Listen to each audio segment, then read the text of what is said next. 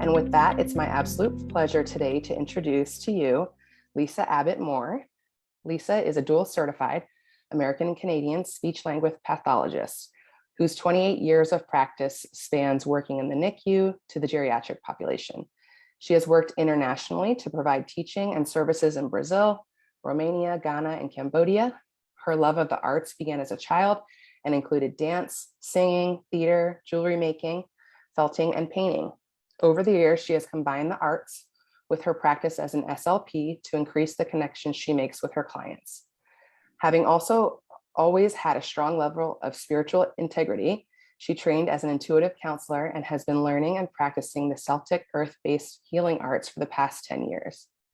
Her work is mainly with adolescents and adults on finding their authentic voice, fluency disordered, gender-affirming voice concerns, executive function disorders, and corporate communication concerns.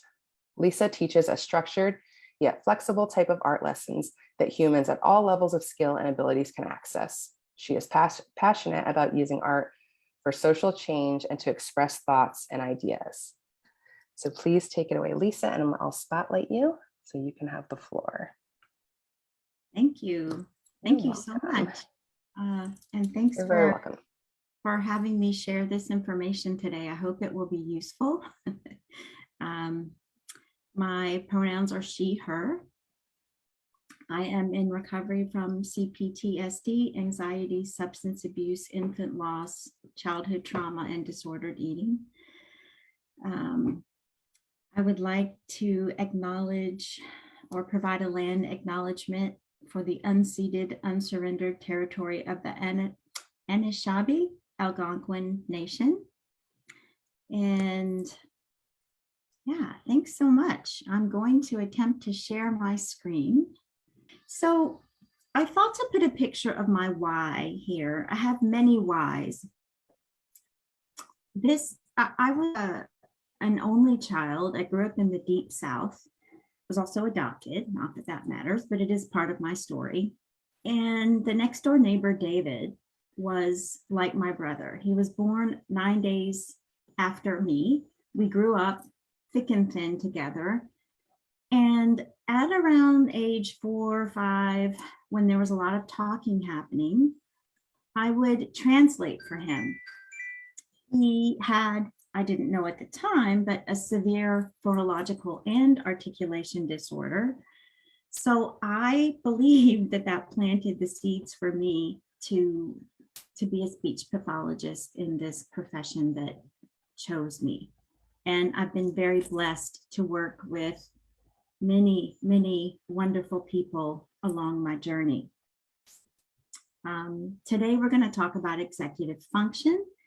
And I hope by the end of the talk, you'll understand what that is and how it manifests in our day-to-day function, and then some strategies that we can use for this.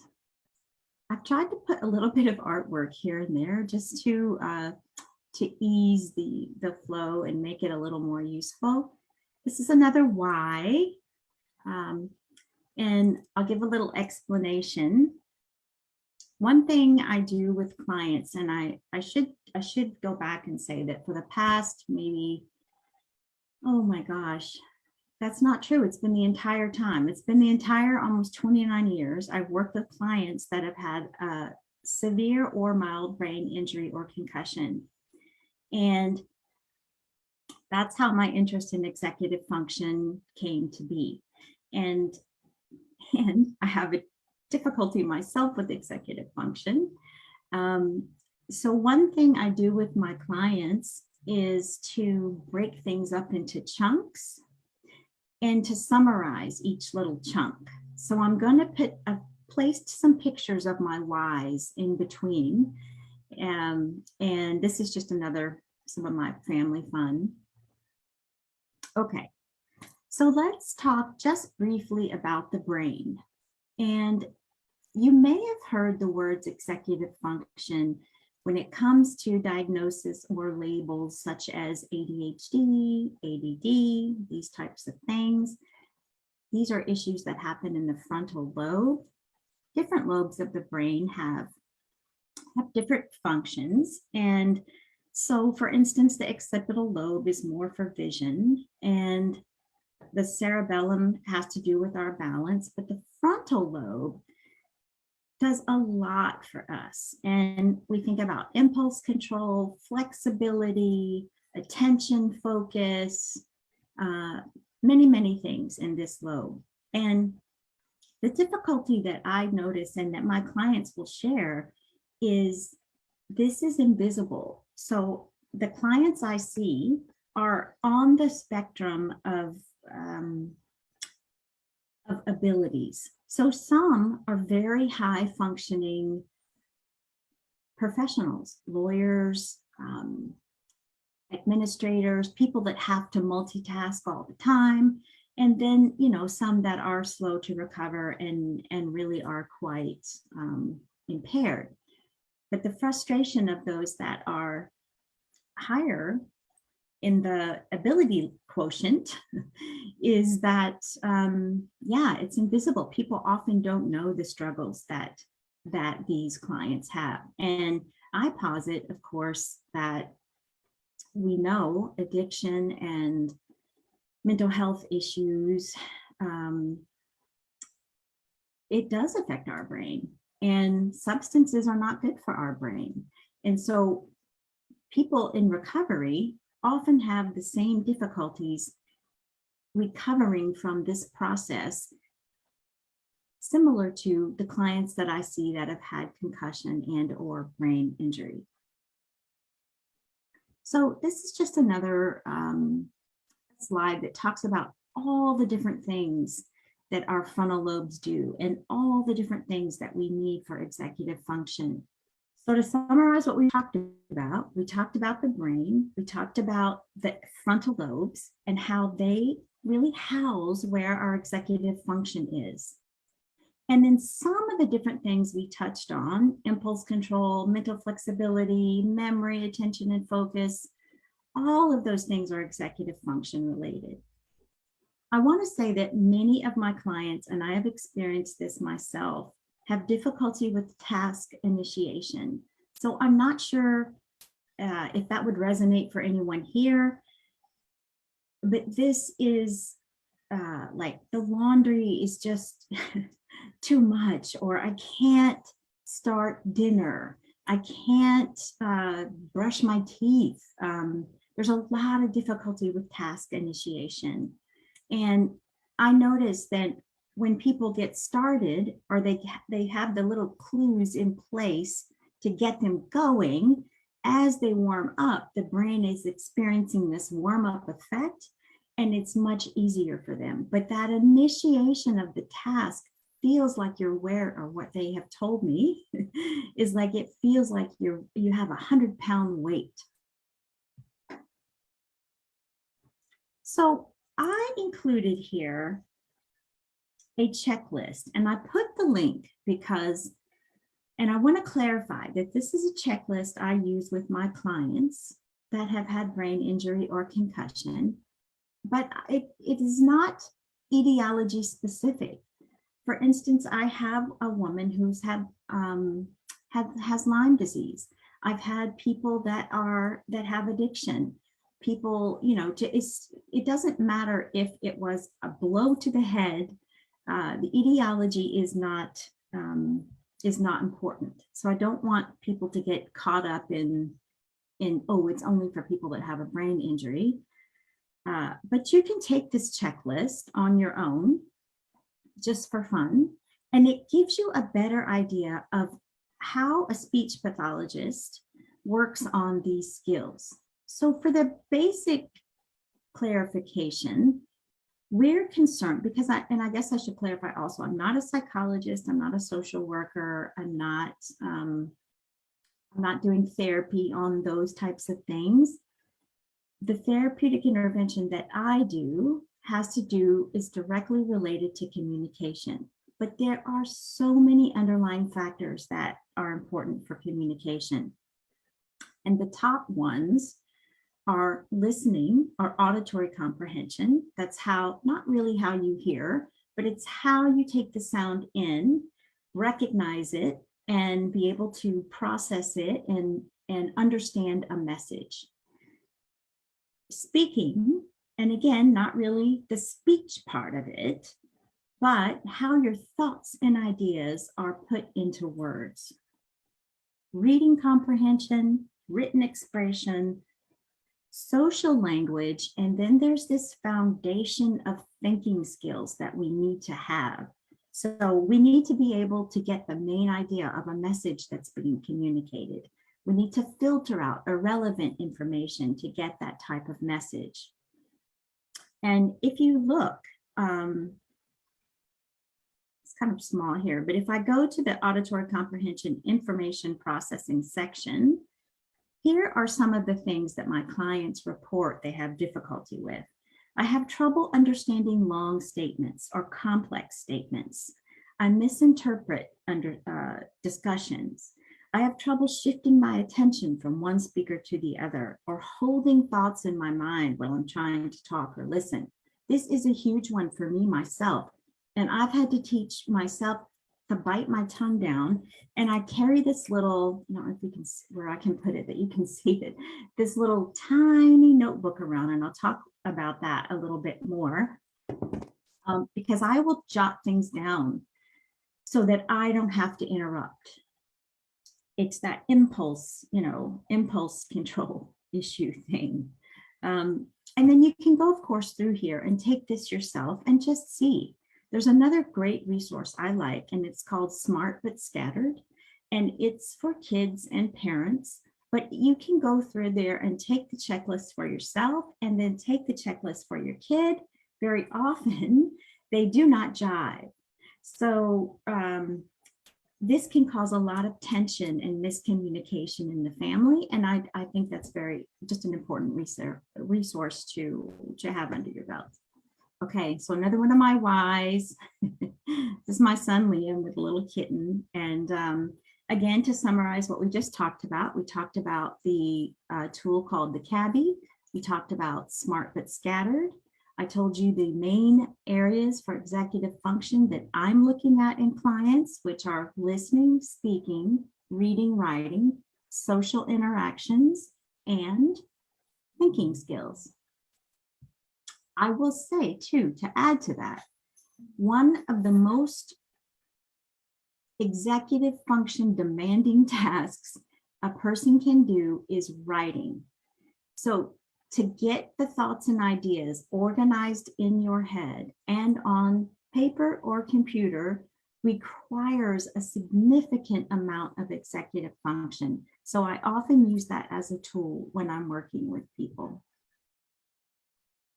So the first area I thought I would describe was listening, because I think that is the most important. If we can't listen, we can't understand, we can't comprehend. And so we all have to be able to listen. You may not have realized some of these little anecdotal informational things about listening, but poor listening and communication has been linked to an increase in mental health problems, issues, because of our inability to connect with each other. I think this is a given, but there is evidence supporting it.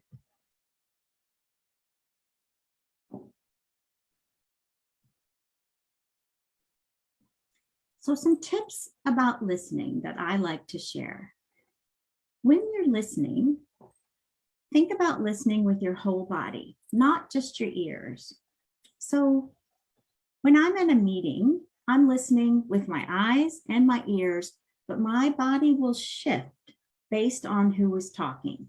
And if I'm standing, I'll even point my feet at the listener. You know how animals have that, dogs and horses and animals, their ears can kind of shift around. Well, we don't have that. So it's good to give our body that kinesthetic cue of, hey, it's time to listen. I need to listen here. Now, we can't listen like this all the time, and sometimes it's okay to tune out. But when we really want to listen, consider listening with our whole body. This is important within the home because many times partners are in the kitchen. One of them is chopping, the other one is doing something else. They're back to back. Somebody's upstairs yelling downstairs. People are texting each other. And I think our home, we have to start with listening to each other and really being present. So that's the first tip, whole body listening. Listening naps. This is another fun thing I think is important. And Julia Cameron even talks about this in one of her creative books. But you just close your eyes. You can do it now if you're comfortable closing your eyes. And you just take a breath and you listen to your environment. And right now I can hear the hum of my computer. I can hear my dog snoring. I can hear a car going by and a red-winged blackbird out in the tree. So you can do that throughout the day, just to tune and train your ears. And one way that I use this for the clients I work with that have trouble with sound sensitivity is to practice when you go into an establishment, any kind of business, pull yourself aside, take a moment. I mean, you can't like just, meditate in the middle of well, maybe you can, but turn around and then close your eyes, pretend like you're looking at something, but take a listening nap in the store. And, you'll hear the cash registers, the people, whatever, but just take a moment to hear all those sounds before you enter. So this helps them to kind of ground themselves in the environment. We ground ourselves visually often without even thinking about it. But for those of us that have difficulty with sound sensitivity, such as my clients, this is what I teach them. So listening, not just to other people, but being able to listen to ourselves, especially if we have a busy mind, as I do. I have a busy mind, and I often don't know. It's very difficult for me to quiet my mind. So I have to think of things that I can do to quiet my mind so I can actually listen and hear those thoughts that are important to whatever it is that I'm asking about or whatever I want to know about. So I write every morning. I write 3 pages. Again, this is not from me. This is from Julia Cameron, The Artist's Way. I wake up, and it's not a big book because I've learned I don't want to write a ton. So I have a small notebook and I write my 3 pages every morning. And you would be surprised, or a person would be surprised at what comes out in those pages. I've also learned to take listening naps and digital detox. And I put this here because I go into the closet, and I know that sounds cuckoo or, a bit off, but that is what I do. I have a big walk-in closet. I go in, there's a big blanket in there. I close the doors. It's safe, it's cozy, it's warm, and I can think. I think it's important to note that quiet is not good for everybody. Some people do need noise in the background. So a person has to play with that a little bit.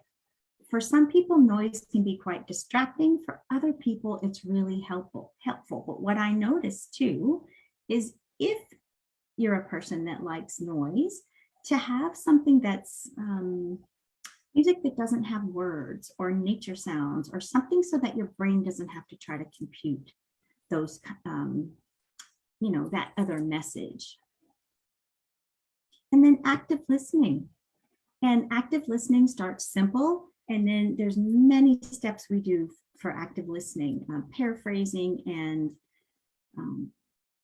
it gets very complex. And you start by just repeating back. You can practice with your partner or even with your child. I do this all the time with my own child because she'll say, blah, blah, blah. I mean, I don't know. She'll be complaining about something. And I'll repeat back, what's something she was complaining about recently? Um, oh my God. Oh, it's snowing outside. I don't want to go for a run because it's snowing. And so I just repeat that. Oh, so you're feeling like it's cold and you're cold. You don't want to go for a run. Anyway, I will warn you that if you use active listening, people will keep talking, keep talking, keep talking. So if you don't want them to keep talking, keep talking, keep talking, don't use active listening. Anyway, we'll move on. If we could listen to each other, I have a list of 100 things. I'm not going to share it here. And it's only 100. I probably could keep going on, but I posit that there would not be war. There would not be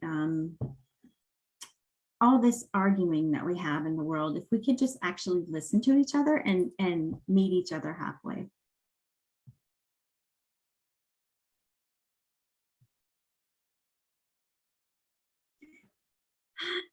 So another little break and a chunk to give you a little break. We talked about listening, and I'm hoping that you'll remember to take listening naps, to listen with your whole body, to try active listening. So we're done with listening. And now we'll talk about self-talk. This is another thing that some people think, ooh, this is woo-woo. But I talk to myself all the time.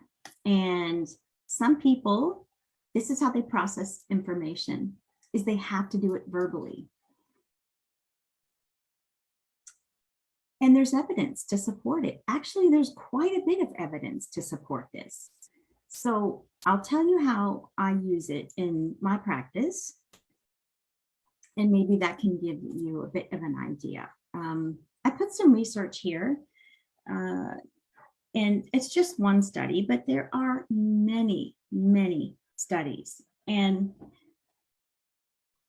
for those clients that have difficulty with remembering what they have to do in a day, or scheduling something, or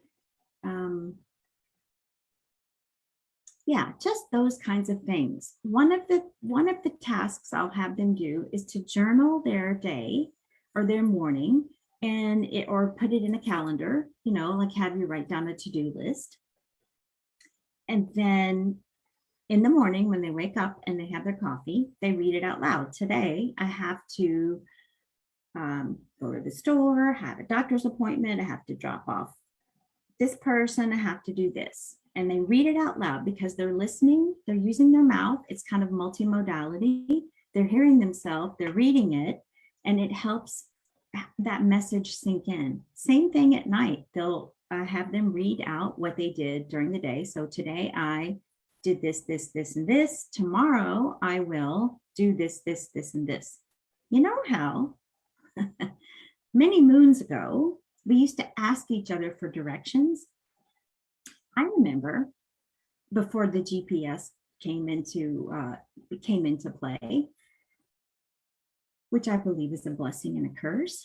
But that was another thing that required listening, attention, focus, and our executive function skills. Because you had to listen.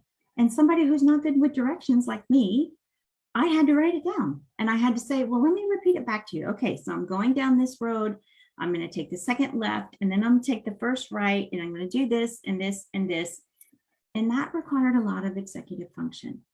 So that's how I use it in my practice. I'll have people talk out their day. If they're going to the store, I have them talk out everything before they do it, sometimes as they're doing it, to help them with that. And then there's this other aspect that I think is important, and that is our self-talk that we have with our own selves.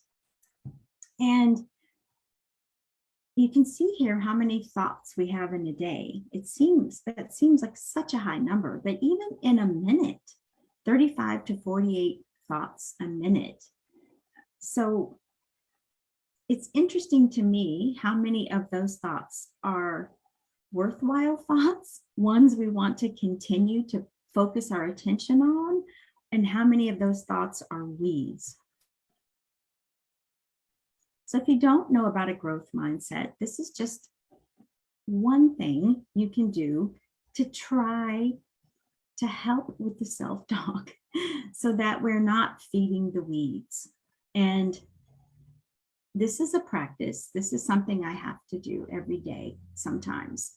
And I actually have note cards, and I use note cards with my clients as well. So that if there's a particular thing coming up, like let's say I have a big presentation and I don't know that the information as much as maybe I want to, or whatever it is, I will write on these note cards 4 or 5 phrases, and I will use them as I prepare, because my head will go off and I will start to say, oh, this is going to be horrible. I'm going to do a bad job. I'm not going to be able to do this. But I won't allow myself. So I use these note cards. That keeps me on task, and it helps. It soothes my nervous system. And I think it does the same with my clients as well. Okay. So I failed to put a little Y in between here. Darn. Anyway, so we talked about self-talk and how we can use that to organize and sequence our day, and how we can use that for our own selves by using a growth mindset. So the last area are techniques. And some of these are what we call external, and some of them are what we call internal. I would say that another very important technique is pacing. If a person is not pacing, and I would say probably sleeping is another issue. However, it's not within my realm, although I do discuss sleeping because of the routine of it and getting into a structure. But when sleep is taken care of, if a person is not pacing, it's going to be very difficult to go about your day. So I listed here the Pomodoro technique. There are many other techniques. There's the spoons. I kind of like the spoons one because it's tangible to me. And for example, you have a certain amount of spoons in the day, like maybe 7 or 10. You can decide how many spoons you have. And each one, it's a bit like energy conservation. Each one takes up a certain amount. So then when all your spoons are gone, you know, you don't have any more at the end of the day, and you have to pace those out. Now in life, things happen, right? So sometimes we use up all our spoons and we use some from the next day.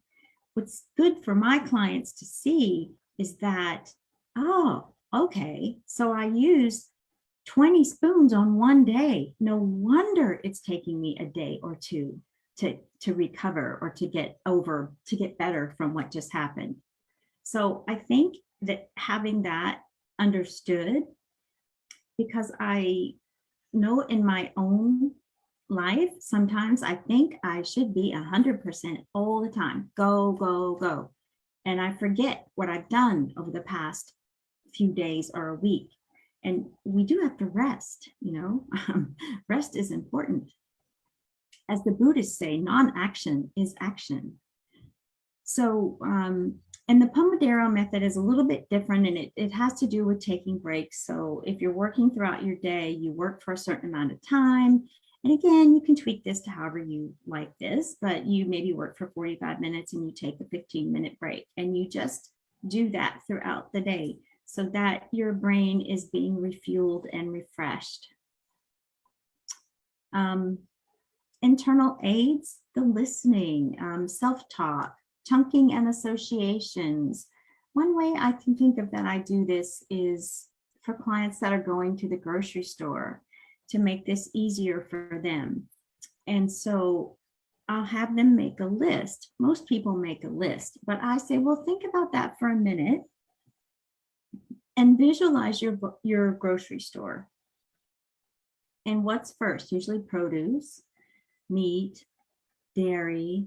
And so I'll have them listed in that order. produce. Okay, so what fruit and vegetables do I need? So that way, when they walk in, it's already planned out, and it's not this list that's all willy-nilly, and they're having to, read up and down the list the entire time.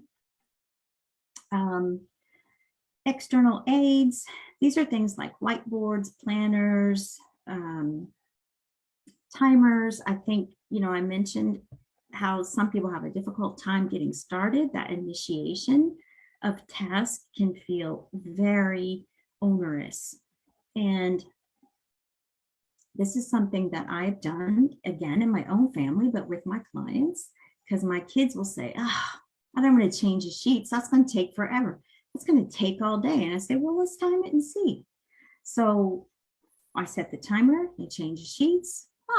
3 minutes. That certainly didn't take all day. So being able to estimate and know the amount of time that something actually takes can reduce that feeling of overwhelm. I do this with the dishwasher too, because that's something nobody wants to do. I don't know why. There's certain tasks in the house that nobody wants to do. It's going to take forever. Well, it doesn't. Time it and just see. And then it gives you a better, frame of reference. I might advance too quickly, but that's okay. We're just talking about strategies, internal and external strategies, and incorporating your listening and self-talk into that.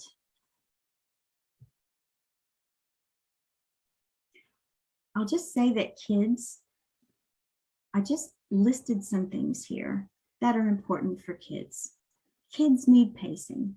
They need structure and routine. And I don't mean that it can't be loosened.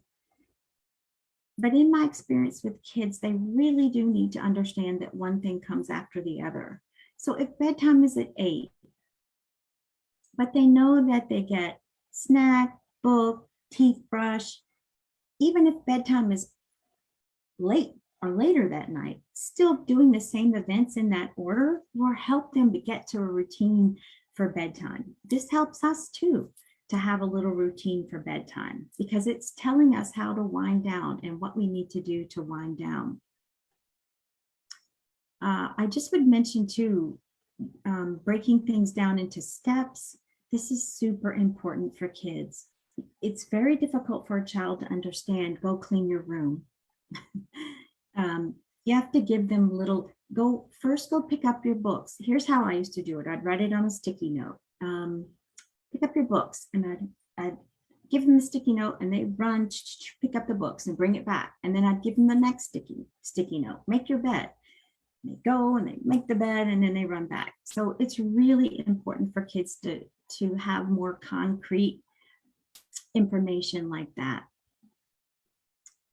Anything you model or a person models, I feel like I'm saying you, I don't mean like you, like I'm pointing my finger, but anything a person models with a child is helping them to learn how to organize, how to rest, how to pace. This is all super important for kids to see, and especially active listening. Sometimes you don't need to say anything to a child except to let them know they've been heard. Oh, it sounds like, this friend wasn't really very nice. Yeah, Mom, this friend wasn't really nice. He hurt my feelings. Oh, he hurt your feelings. Yeah, you really did. That's all you had to say. I know I used to spend a lot of time trying to fix it with my kids, and that's not what they needed. So I put some lists, here. There's a ton of things people can use for self-regulation. My favorite ones are deep breathing. I also draw really quickly. I keep a little sketch pad, and sometimes if I need a little mental break, I will draw. And then I have note cards. Those are my personal favorite ones. I put some games here, digital free games, the old-fashioned ones are really good for executive function because they include planning, initiation, sequencing, problem solving, and completing tasks. Some other resources for children.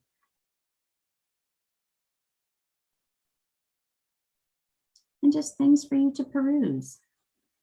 I'm not really going to talk about these. I just wanted to have them available for you.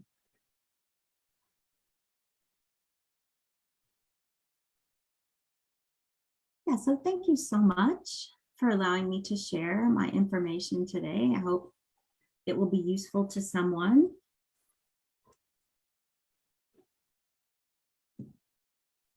Thank you. Thank you, Lisa. I'm just going to spotlight myself so I'm back up there with you.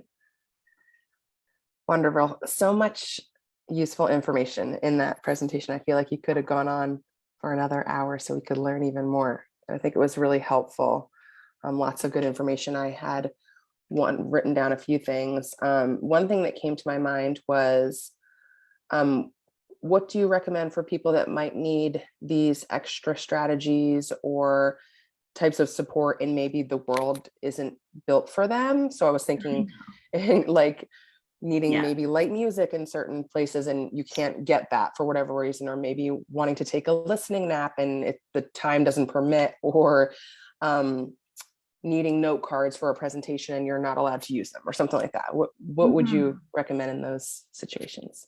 Oh my goodness. So I'm a strong advocate for folks in the school setting and in their workplace. So I write accommodations that allow these types of things. I will say the times are turning, and things like being able to have your screen off sometimes, which is important. We can't all be, I mean, this virtual world has been fantastic, but being able to take a break is important. Sometimes I recommend a physical, I was going to see if I have a tangible object, like I have a stone here. It's kind of a touch point. So the note cards that I guess I didn't explain that. Often I have notes for my presentation, but here's an example of what I mean. I used to, coming from the States, I am not sure why the Canadian healthcare system made me nervous, but it did. And so in my thinking mind, would get where I would spin out about, oh my, I have to go to the hospital. This is going to be terrible. And so I had to write a note card that would say, Canada's health system is one of the best in the world. You are safe right now. You have family that is going to support you if you have to go to the hospital. There is nothing wrong right now. You are okay. You know how to advocate for yourself. So that's what I mean by those types of things. We have a phone. There's all kinds of apps on your phone. There's Todoist. There's, all kinds of things that you can use. Many, many tools. And a listening app, I think you can do anywhere, anytime. Nobody has to know you're doing it. You don't have to close your eyes. You can just take a deep breath and put both feet flat on the ground and do that. I hope that answered your question. Yes, it did. Wonderful. Yes. Great recommendations. And I think it's kind of almost just having the permission to do those things, and I'm just speaking for myself at the moment, but thinking that there were these situations I was in, especially when I was a child, that I just felt like I wasn't allowed to do those things. But looking back now, like I really needed those tools, I think. So it's great to know now as an adult, and hopefully I can teach my child the same, that those tools are available and they're perfectly fine to use. And it doesn't necessarily mean anything that it's bad, that you need more support, or any stories that we might attach to it. So I think that's great. Absolutely. Wonderful. Okay, so our next question is, in terms of self-talk, you spoke a lot about how many thoughts we can have and how that can be pretty overwhelming. I know I experience that a lot. And I've often heard self-talk is obviously very important, and self-coaching. If that's hard for us, like getting into the mode where talking nicely to ourselves is tough, like what's one thing that we can do to like really try harder to do that and like know that we're worth that positive self-talk and really want to make that change? So I wonder, I would invite us to think of, instead of, I say this all the time too, so I'm not picking on you, but instead of trying harder, how can we try better or more efficiently. And I would choose one or two things, and I would start small. Habit stacking is paramount. So if we try to do too many things at once, our brain doesn't like that. So if there's something very tangible or that a person knows, I'm trying to think what it is for me. I would just choose that one thing. So if you always say, this is hard, I'm struggling, I'm really struggling, well, we'll switch that and say, I'm not. Like maybe we are. I don't want to invalidate, because some of us really are having a hard time. But can we say, this is tricky, but I'm doing it. I'm doing it. I never allowed my kids to say it was hard. When they said it was hard, I'd say, oh, it's tricky. It's tricky, but you're getting it. So I would choose just one thing and start with that. And I also tell people to say it in the mirror. Write it down and say it in the mirror. And then once you've got that one going, then add on another one, and then add on another one, and add on another one. But sometimes you have to do prevention. And there's many other, is your sleep okay? Are you moving your body? Are you meditate? Those things are important.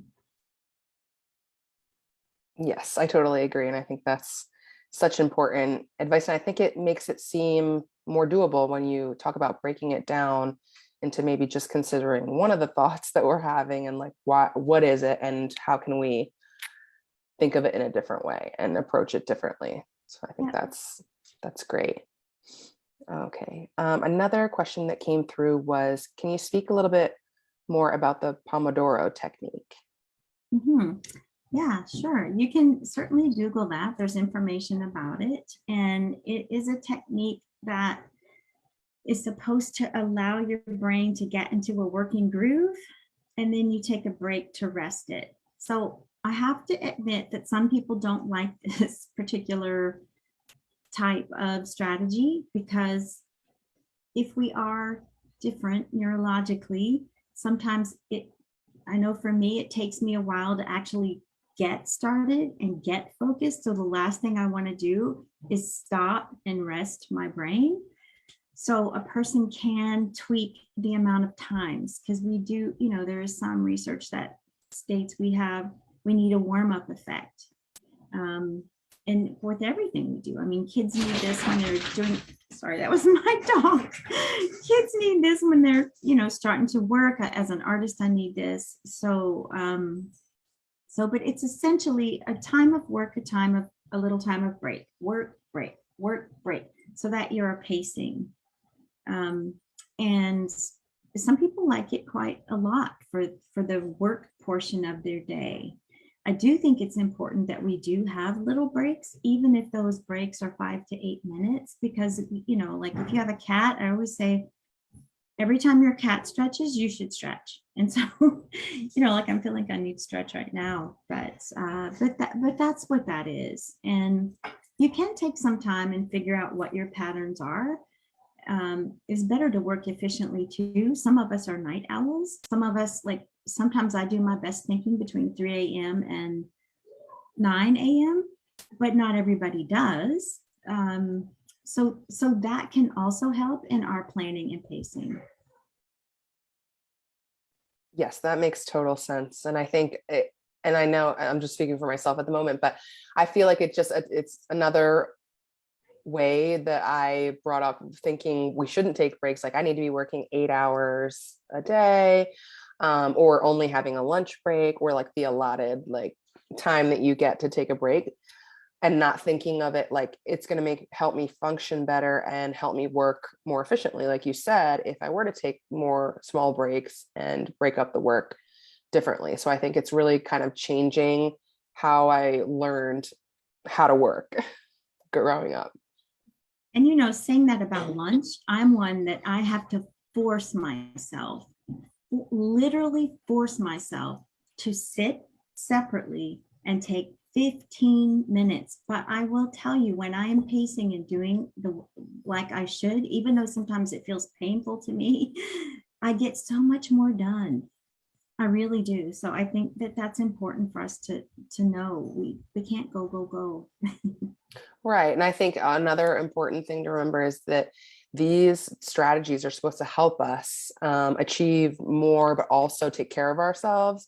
It's not like productivity isn't necessarily the goal, which is the goal of capitalism and a lot of other things, but it's more like taking care of ourselves and how can we function the best way to also get sleep, also take care of ourselves, also talk to ourselves in a positive way, right?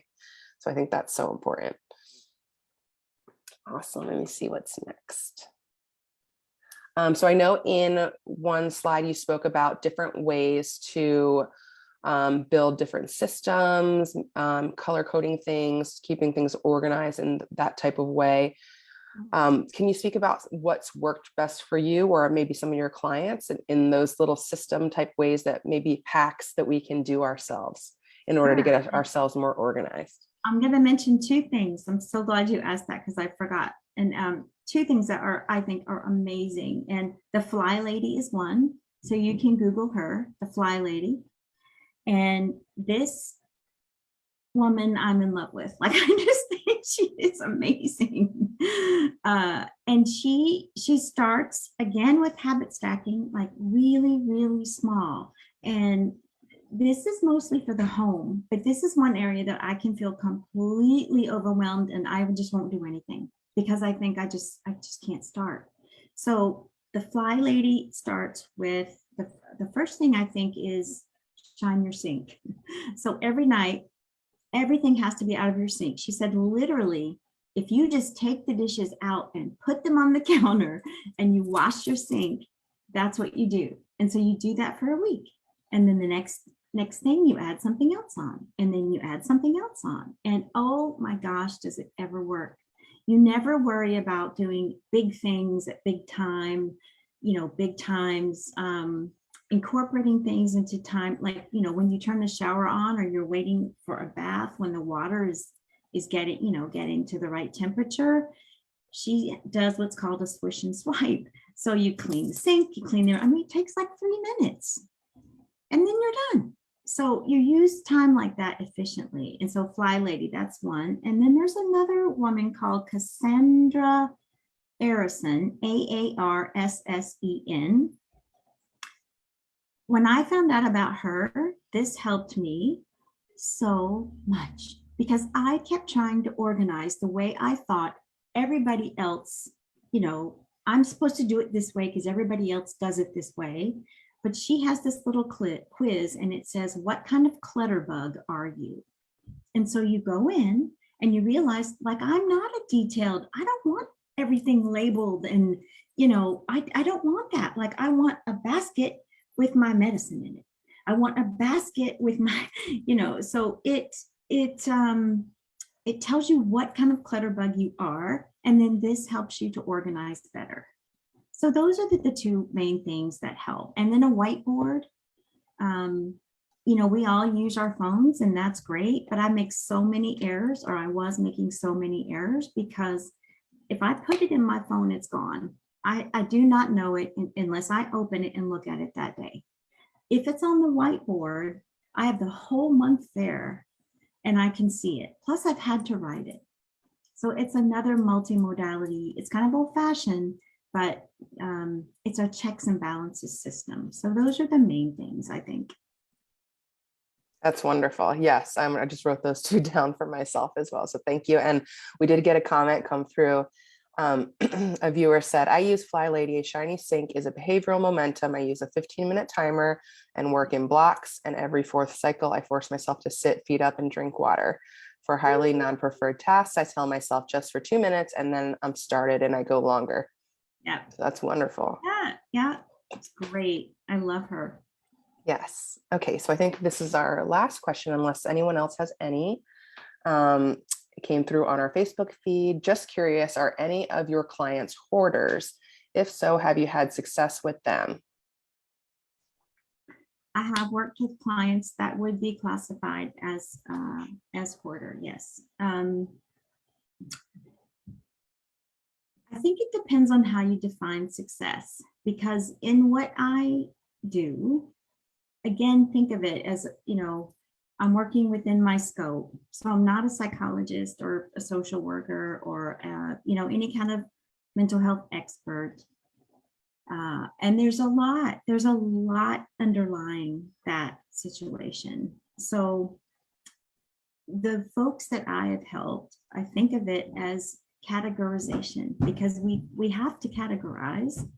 That's a language-based activity. So the sorting, the categorizing, some of the sequencing, and so I'm thinking of this one person that I worked with who was such a love, but and it was small and steady. And actually, I had to get a rehab assistant to come in and assist me with that particular person, which is fine. But this person was making small and steady steps. Wonderful. And I think the only other questions we had were about your slides. So I have a link to those, so I can make those available on the blog post where I initially put your session. And so everybody can have access to those. They'll be on the same website where you registered. We got a few questions about that. They liked your slides. So I Full think disclosure that some of my slides I did not do. They came right from Google Images. So I give credit where credit is due. They should be sourced, but just, I of didn't course. reinvent the wheel. Yes, but you put them all together in that order. So that's good. Okay, so I think that's all we have today in terms of questions. So thank you so much. Let me just read my wrap up here. Excuse me. Thank you so much, Lisa, for your time and for your heart and experience. And thank you to those who make this series possible. And most importantly, to all of our viewers for showing up today, holding space and bringing forward your very important questions. We truly are stronger together. To learn more about Mental Health Monday and all of our upcoming sessions, please visit sherecovers.org/Mental Health Mondays. For more information about She Recovers Foundation and all of our recovery-focused programs, resources, and touch points, please visit sherecovers.org.